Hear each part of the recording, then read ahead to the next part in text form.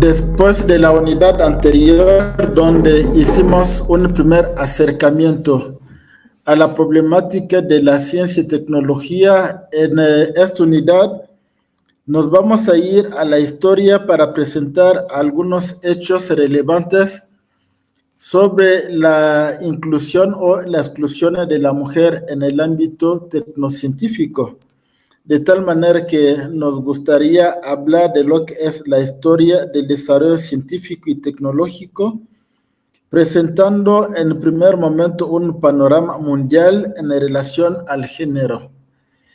Y en esta óptica hay que reconocer que la historia por lo general la escriben los vencedores y no los vencidos.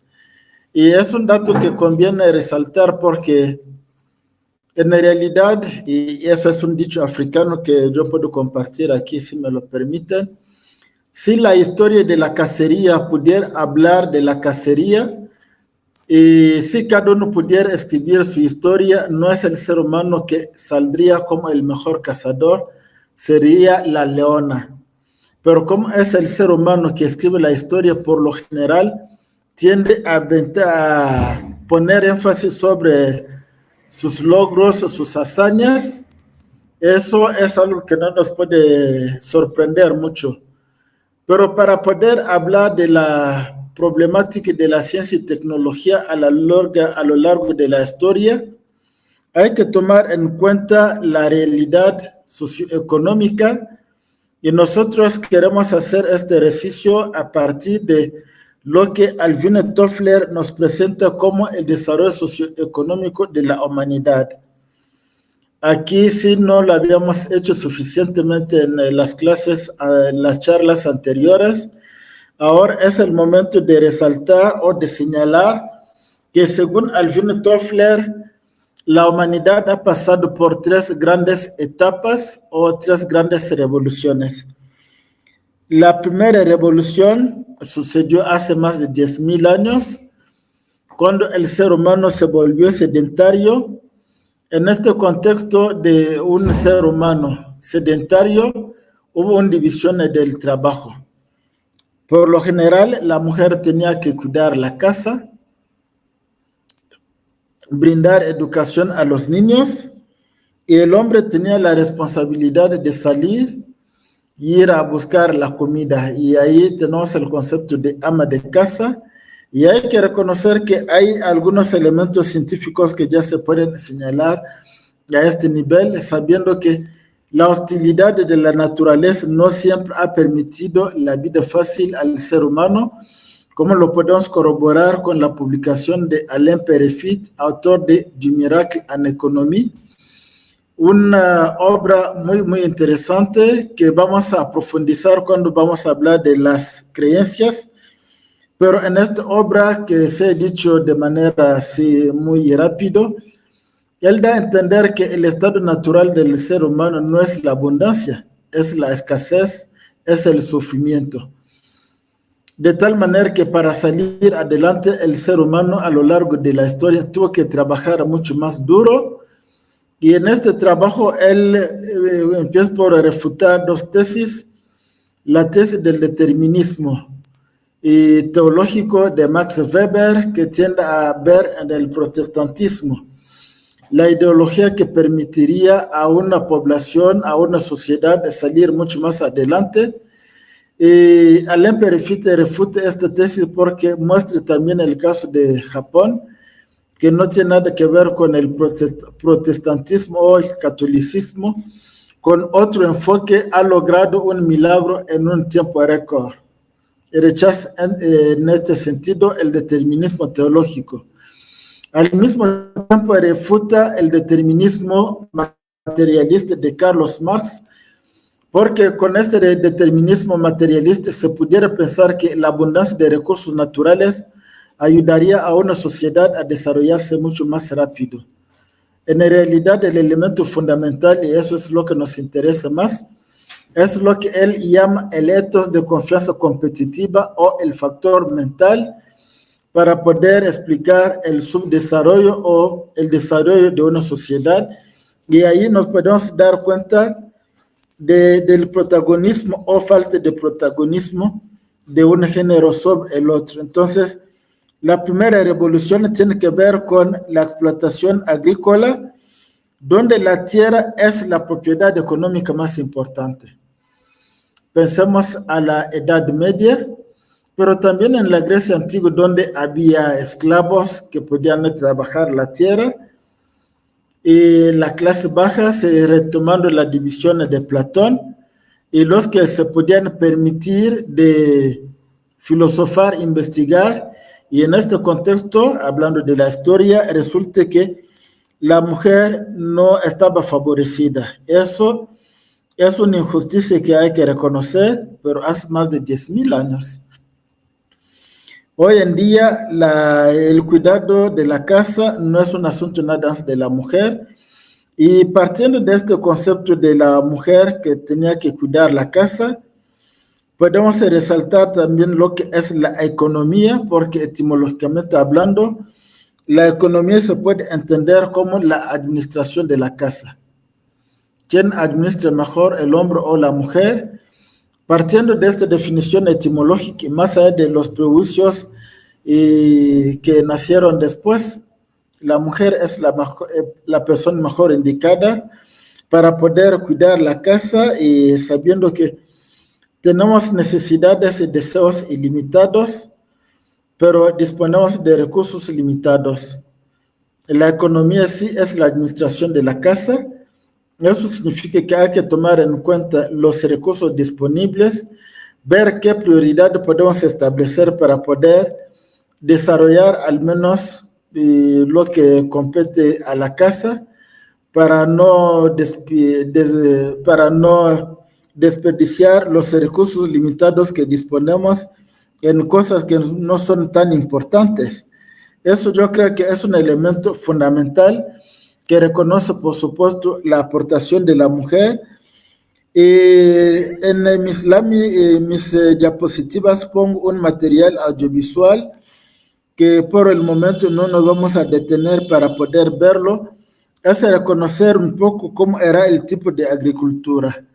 Y hoy en día la agricultura, según el mismo Alvin Toffler, ya no es la actividad económica más importante, porque en un país como Estados Unidos de América, Alemania, esos países, en realidad, el porcentaje de la población económicamente activa que trabaja en la agricultura no va más allá de 3%.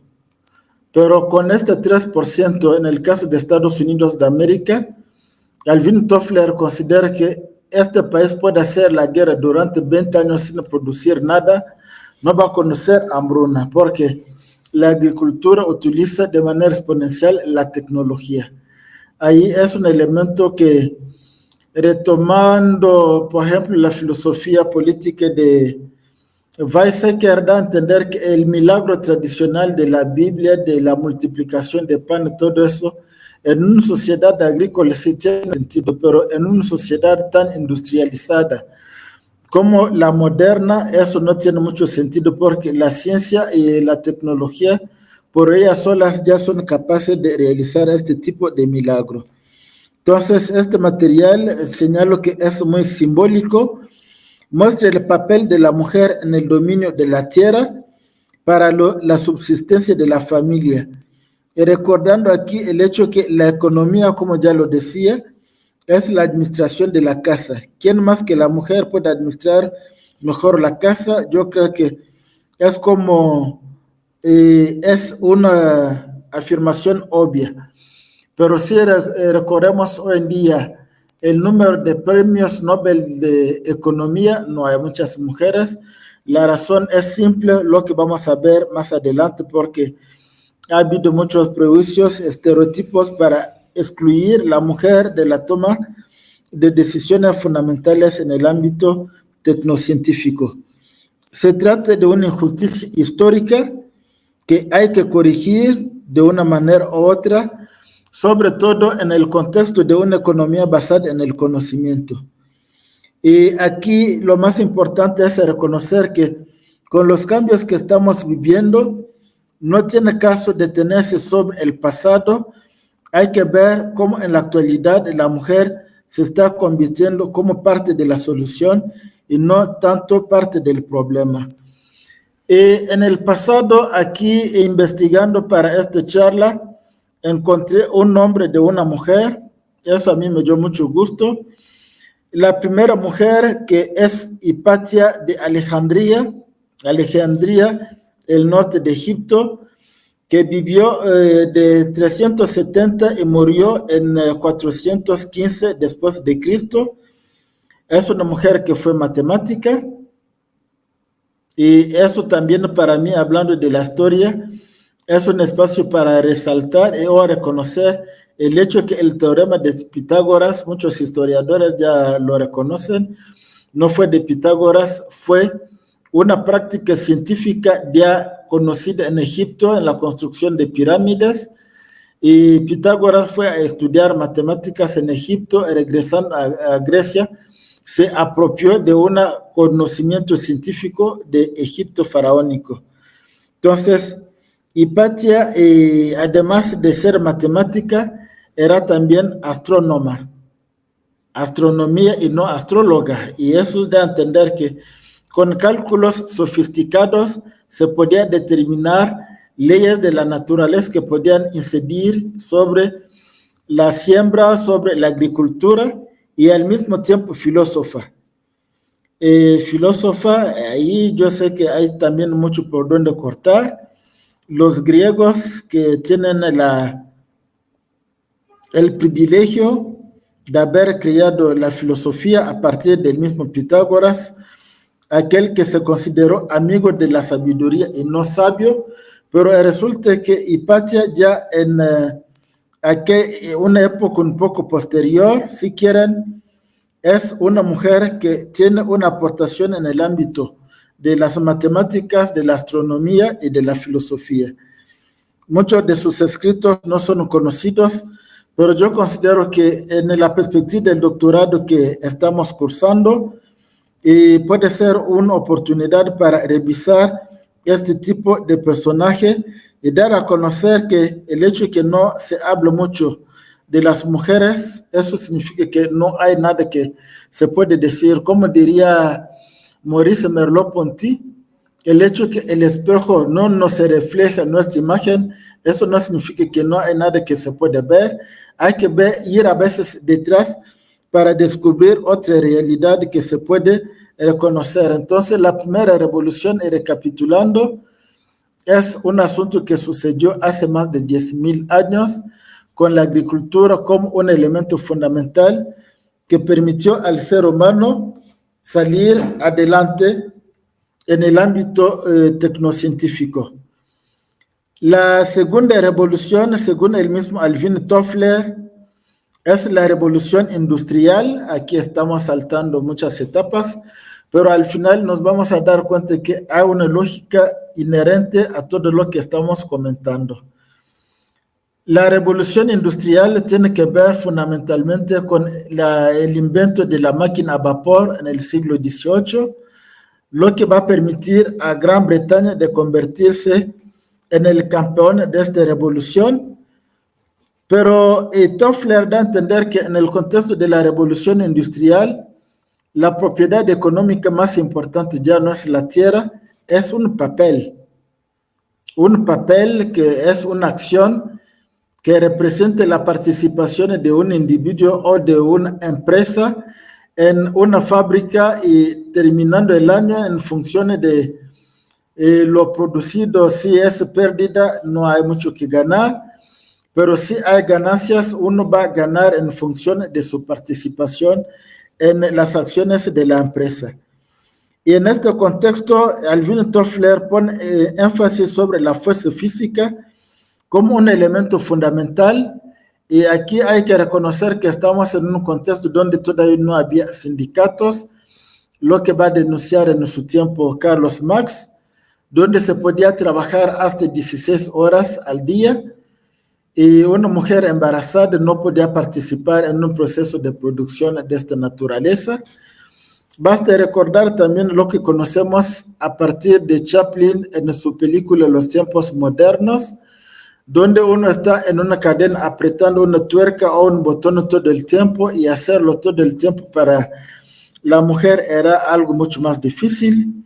En otras palabras, en este contexto no hay un gran papel de la mujer en la participación socioeconómica, pero al mismo tiempo, uno constante, según lo denunciado por Carlos Marx, es la explotación del hombre por el hombre. Explotación en el sentido que se podía trabajar muy duro, recibir un salario, yo diría, de miseria, sin prestaciones. Las condiciones eran muy difíciles, muy difíciles. No quiero aquí retomar todo el vocabulario de Carlos Marx de infraestructura económica, la superestructura, el proletariado, lo que es verdad, porque lo vivimos hasta la actualidad, el proletariado, la burguesía, esos conceptos muy conocidos. Entonces, explotación del hombre por el hombre. Durante la Primera y sobre todo la Segunda Guerra Mundial, la mujer se fue involucrando cada vez más en la industria y hubo muchos cambios porque el hombre tenía que ir a la guerra y la mujer no le quedaba de otra que participar en el proceso de producción. Es a partir de este elemento que, si me permiten, podemos ver este material de Chaplin, pero la idea más importante es estar ahí apretando un botón y puede parecer un poco, y es una caricatura, pero es una caricatura que dice muchas cosas. Con Chaplin sí estamos en un contexto donde la revolución industrial es un gran apoyo al ser humano. Hay casi 90% de participación masculina y una parte insignificante, yo diría, de la mujer, pero con el paso del tiempo, sobre todo cuando pasamos de una economía basada en los recursos naturales, la industria, a una economía basada en el conocimiento, lo que Alvin Toffler considera que es la tercera revolución. Muchas cosas van a cambiar y yo diría van a cambiar a favor de la mujer por lo que vamos a ver. De manera concreta, aquí en el contexto de una revolución industrial, sí, la fuerza física es un elemento fundamental, pero con la revolución de la economía resulta que la información es el elemento fundamental. Haciendo la transición de la revolución industrial a lo que es la revolución postindustrial, hay una mujer que yo considero que debemos resaltar sus aportaciones, que es Marie Curie, nacida en 1867 y murió en 1934. Se trata de una figura excepcional y tal vez muy poco conocida en algunos círculos herméticos que todavía pueden seguir excluyendo a la mujer en cuanto a su participación en el ámbito tecnocientífico. Pero el hecho de no reconocer a una persona no va a cambiar la realidad, porque en realidad el nombre de Marie Curie es una ruptura de paradigmas. Ruptura de paradigmas en el sentido que aquí tenemos a una mujer y hay mucho material audiovisual. Aquí lo que yo puedo compartir es, por haber ganado el primer premio Nobel de Química, tenemos un cambio de paradigmas, iniciando una nueva percepción de la labor tecnocientífica en pro de la mujer, sabiendo que los actos hablan mucho más fuerte que las palabras. Inicia así una nueva era, una nueva época, hecha de logros, pero también de dificultades y complicidades. Y en esta lucha hay que reconocer que no nada más la mujer ha participado. Ha habido también hombres que han participado para poder poner en alto el nombre de la mujer. Y es algo que yo considero que se debe celebrar. Y aquí retomando una nota que yo considero que es muy interesante para refutar la reticencia o el rechazo de algunos círculos herméticos. Quise poner énfasis sobre la publicación de Leontine de Rose y de Camille a partir de su libro intitulado No está en los genes. ¿Por qué hablar no está en los genes? Aquí pongo lo siguiente. El premio Nobel de Medicina François Jacob dijo que este libro analiza de manera minuciosa el papel de la ideología en las ciencias. En efecto, en él se encuentran la crítica más demoledora que se haya hecho al determinismo biológico y a la sociobiología y la refutación más convincente de las teorías sobre la determinación genética de la inteligencia. Y lo que puedo resaltar también, además de lo que nos dice aquí el premio Nobel de Medicina François Jacob, y es algo que se puede relacionar también con lo que comentaba en la charla anterior, cuando Platón en su República consideraba que los gobernantes no deberían tener familias para poder evitar la corrupción que tenemos en muchas sociedades cuando la política y la economía van de la mano. La tentación es muy grande de caer en la corrupción. Y aquí, sin embargo, Platón en su República él proponía que los gobernantes que eran filósofos, amigos de la sabiduría y no sabios, podían salir a acostarse con mujeres, pero nadie iba a saber quién es su hijo, de tal manera que la sociedad se podía encargar de su educación. Un elemento implícito en esta afirmación es que, como si mediante los genes una persona sumamente inteligente pudiera transmitir su inteligencia a sus hijos, pero sabemos que las cosas hoy en día son mucho más complejas. Entonces, el título del libro No está en los genes es una afirmación que se sostiene sobre la creencia errónea, arbitraria, hay que reconocerla, según la cual la inteligencia será lo propio del género masculino. Eso sabemos que es totalmente falso a partir de esta publicación. En unos tiempos en que la inmigración en nuestras sociedades del bienestar renueva odiosas ideas de que la desigualdad entre las personas es natural e inevitable, por lo que hay que despilfarrar tiempo y recursos con los menos dotados intelectualmente.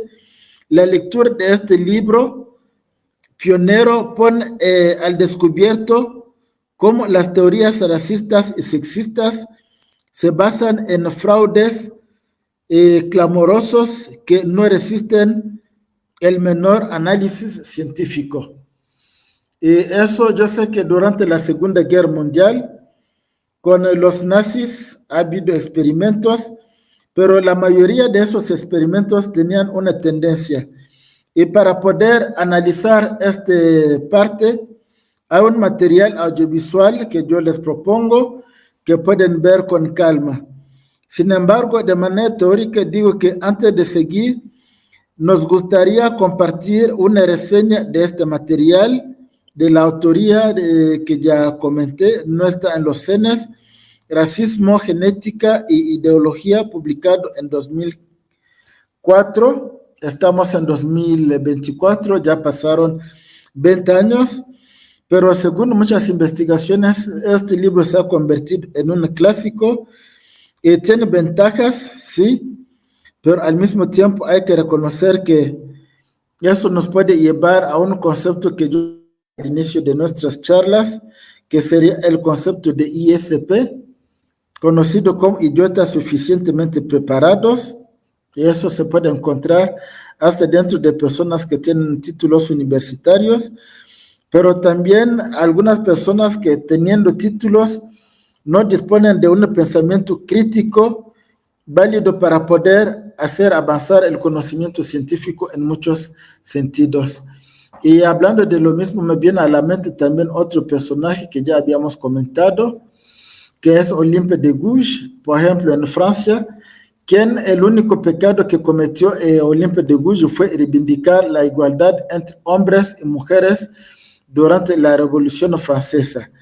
y la pobre tuvo que pasar por la guillotina porque los revolucionarios en aquel tiempo no podían considerar la igualdad entre un hombre y una mujer.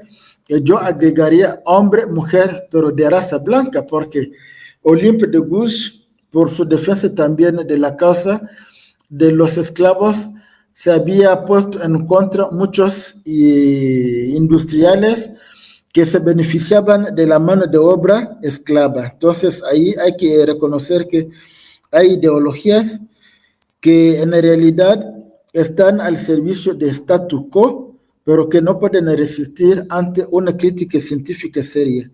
Entonces aquí yo creo que nadie hoy en día en el siglo XXI puede estar de acuerdo con este tipo de teorías, pero son teorías que yo creo que hasta en la sociedad estadounidense, retomando lo que desarrolla, por ejemplo, Juan Carlos Tedesco, Educar en la Sociedad del Conocimiento, algunos hoy en día consideran que muchas cárceles están repletas de personas que en realidad no tenían que nacer porque a partir de la ingeniería genética se podía eliminar algunos genes que pueden llevar a una persona a conductas ilegales o algunos psicópatas, hasta donde hay certeza a 100% de esta teoría.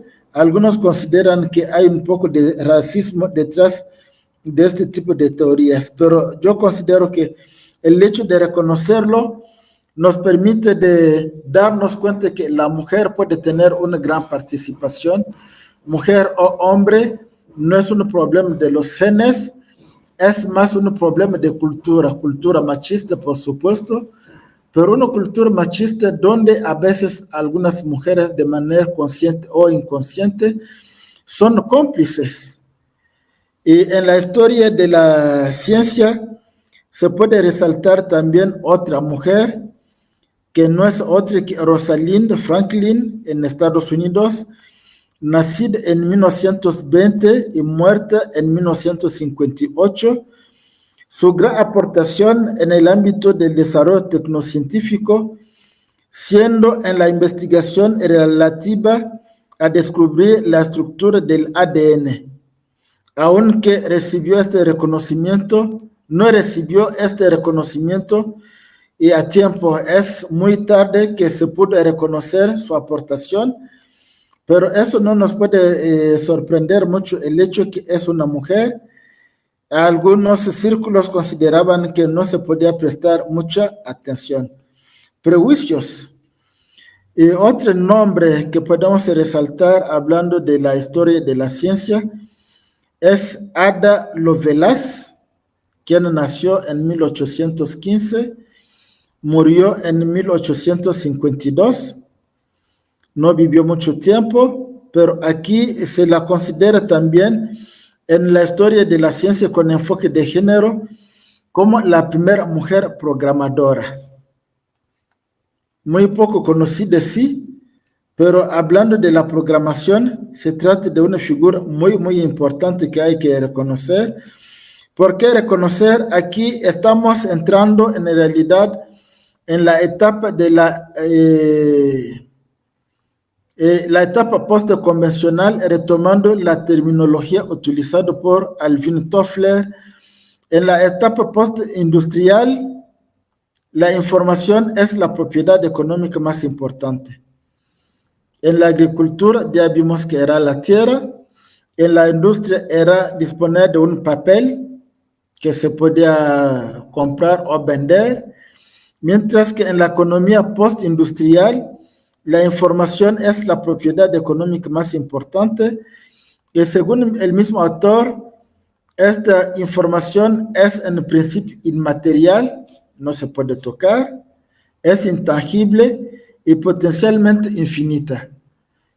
Aquí yo considero que es el espacio donde surge una economía basada en el conocimiento, donde hay que proteger la propiedad industrial y en diferentes países se considera que las patentes pueden tener una duración de 20 años, más o menos, pero cuando vemos, por ejemplo, el tema de medicamentos contra el SIDA, países como India, Brasil y Sudáfrica llegaron a proponer que se podía no respetar esos derechos cuando se trataba de fabricar medicamentos genéricos para proteger la vida de miles de personas que tienen mucho más casos de SIDA que en los países del primer mundo. Ahí es un debate, yo no me quiero meter tanto en este debate, pero en la etapa postindustrial, el conocimiento es la propiedad económica más importante. Es intangible, infinita, potencialmente, es inmaterial, intangible, potencialmente infinita. Ahí hay que protegerse porque para llegar a obtener una patente, miles de personas o un equipo de investigación tuvo que sacrificar mucho. Y durante que se hacía la investigación, había gastos de tal manera que es una manera de recompensar a los que se dedican a la investigación. Y al mismo tiempo yo les pongo aquí para problematizar un poco, más allá de los principios teóricos en la realidad sociohistórica, hay que reconocer una mezcla de principios socialistas en países liberales como Alemania o Estados Unidos, principios capitalistas en países a vocación socialista como por ejemplo China o Cuba. En definitiva, la historia contemporánea de países nórdicos en Europa nos permite de darnos cuenta que no podemos ser tan categóricos respecto a la participación de la mujer. Pero como estamos hablando desde México, nos podemos hacer la pregunta de saber a lo largo de esta historia cómo ha sido la participación de la mujer. Aquí nos damos cuenta que sí, la información es la propiedad económica más importante, que sea un hombre o una mujer que puede tener una información que permite a una empresa salir adelante, eso es lo más importante y no tanto el género. Y en este sentido nos damos cuenta que la participación de la mujer se va a ir afirmando cada vez de manera contundente. Y por supuesto que todavía hay familias que no dan la oportunidad a la mujer con el concepto que ya había comentado en una charla anterior. Mientras me caso, puedo estudiar cualquier carrera, a pesar que no sé mi vocación, con la idea de poder conseguir a alguien que me pueda mantener en el futuro. Pero yo diría, gracias a Dios, este tipo de mentalidad cada vez se va eliminando y se puede esperar que en el futuro hay equidad de género, tanto hombres como mujeres pueden participar de manera equitativa en la producción tecnocientífica.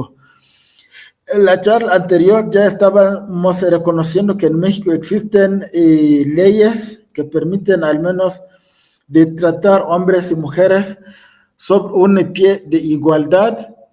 Una cosa es la ley existente, otra cosa es la realidad de que todavía tiene mucha resistencia y no se trata de regalar nada a nadie, se trata de luchar y reconocer que tanto hombres como mujeres pueden participar en condiciones equitativas para poder salir adelante.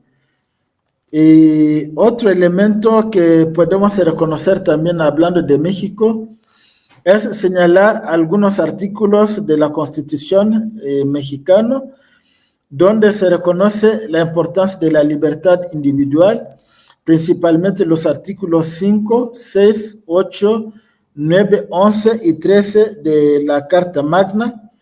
Ahí podemos reconocer que efectivamente hay esta igualdad. Y otros, el primero, el segundo, el tercero, que tienen que ver con la educación laica, gratuita y de calidad. 4, 5, 6, 9, 11, 25, 26, 27, 31, 73, 74, 76, 89, 131, 133 de la Carta Magna de los Estados Unidos mexicanos. Pero hay que reconocer aquí las garantías económicas del propietario que podemos encontrar en los artículos 14, 16, 17, 22 de la Constitución Y ahí yo considero que a partir de esas garantías se puede luchar de manera totalmente equitativa. Se puede no estar de acuerdo en algunos puntos con el gobierno de la Cuarta T. Sin embargo, hay elementos de una discusión seria de derecho económico que se están proponiendo en la actualidad. Y un elemento que yo puedo retomar, la vez pasada no me dio el tiempo de detenerme mucho sobre este aspecto, es sobre la honradez y la honestidad. Y aquí se trata de un principio que se enfoca en erradicar la corrupción de manera completa, ya que en los anteriores gobiernos no se enfocaban en un sistema de corrupción, pero que no estaba considerado como un delito. Hay el no al gobierno rico con pueblos pobres. Aquí una manera de dar la oportunidad a la población de vivir en condiciones más o menos dignas. Se trata de enfocarnos a establecer una política de austeridad republicana y debido al desvío de recursos en gobiernos anteriores y en la medida que pueda haber recursos para financiar las becas tanto de hombres como de mujeres, aquí nos damos cuenta de que hay elementos que pueden permitir tanto a hombres como a mujeres de salir adelante en sus aspiraciones tecnocientíficas si es la vocación de una persona. Y al mismo tiempo, en el ámbito económico se puede hablar del bienestar. Se trata de generar un contexto donde la población, con planes austeros y un reconocido poder adquisitivo, se puede dar facilidades fiscales a algunos, impulsar investigaciones científicas y tecnológicas gracias a una educación de calidad y brindando también, sacando mayor provecho de los apoyos de la tecnología. El mercado aquí no puede sustituir al Estado. Pensemos, por ejemplo, al principio de no intervención del Estado como principio fundamental del capitalismo clásico. Y hay muchos estudios que muestran que en realidad el Estado interviene de una manera u otra en los ámbitos tecnocientíficos, a partir de impuestos, incentivos o condonar algunos impuestos, y a partir de todo eso el Estado está interviniendo. Y la mujer también puede beneficiar de todos esos mecanismos.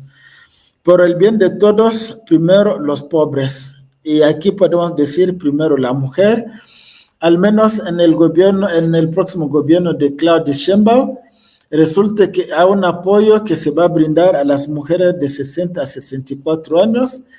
Y yo creo que a partir de una reflexión como esta que estamos proponiendo, sacando mayor provecho de los beneficios de una economía basada en el conocimiento, uno puede tener un negocio y ir a dejar a los niños a la escuela, conectarse y desde la casa uno puede estar trabajando y ser útil a la sociedad, y eso yo creo que es un elemento que no podemos dejar de lado en el contexto actual, donde la tecnología se ha convertido en un aliado.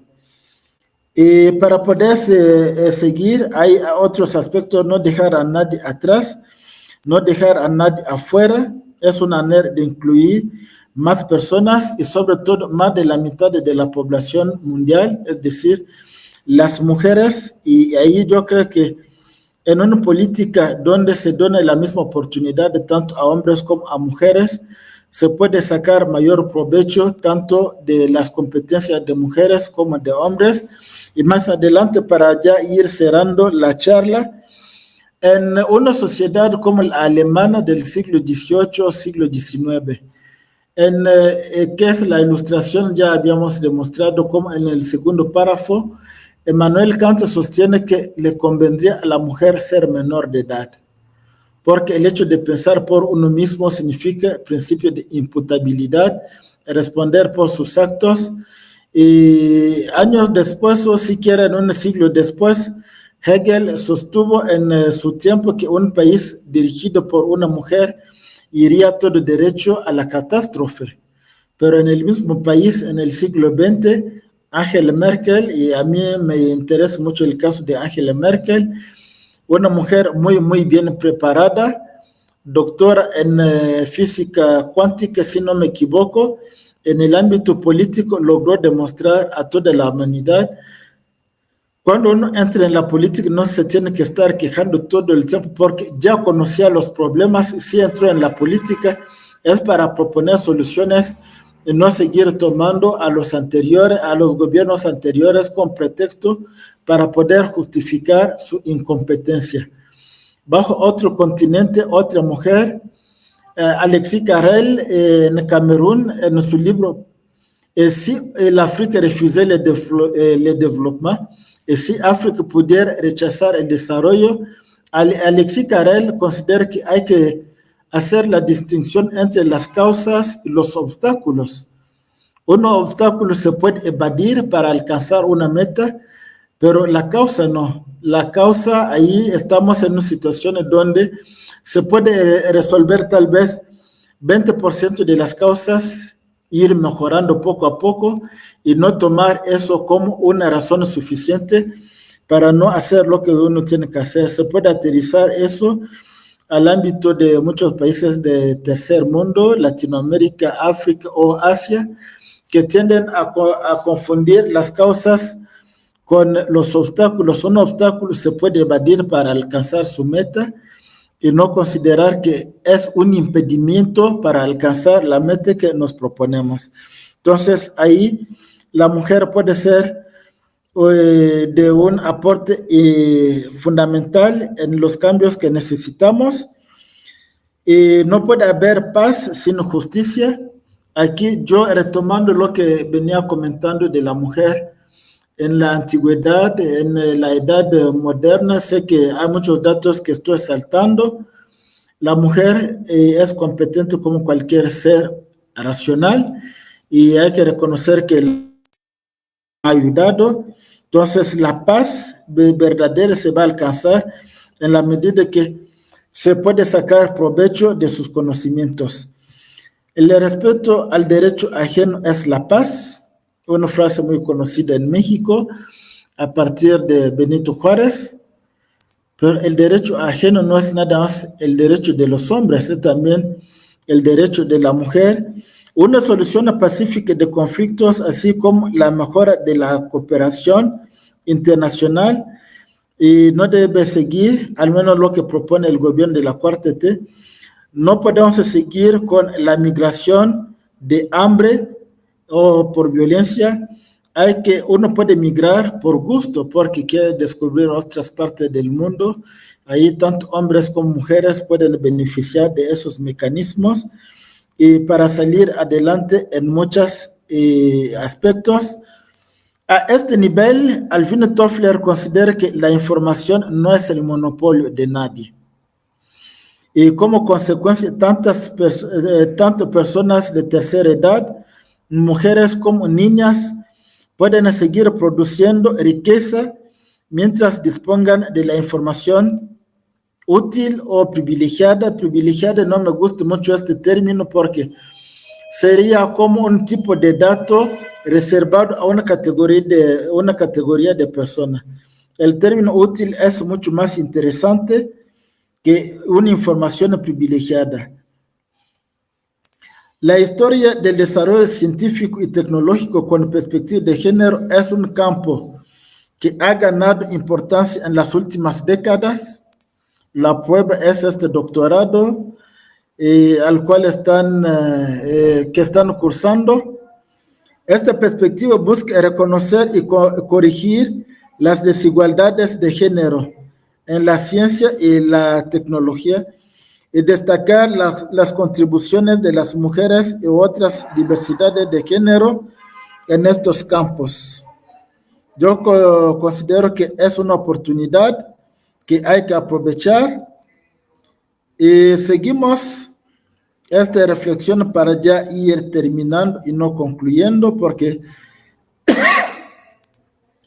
la conclusión vendría en su tiempo.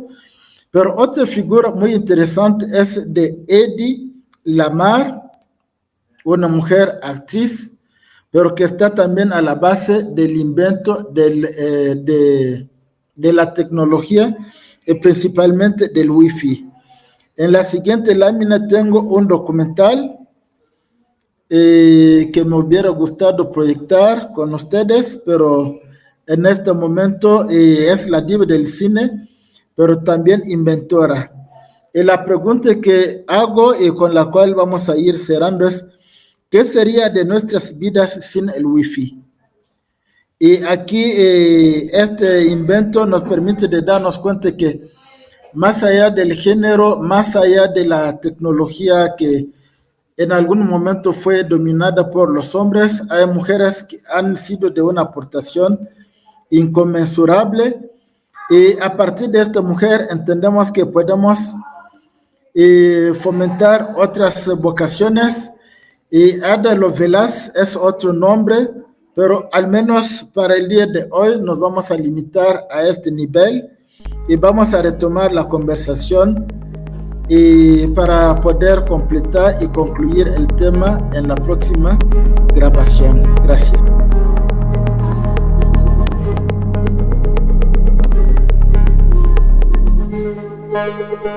Thank you.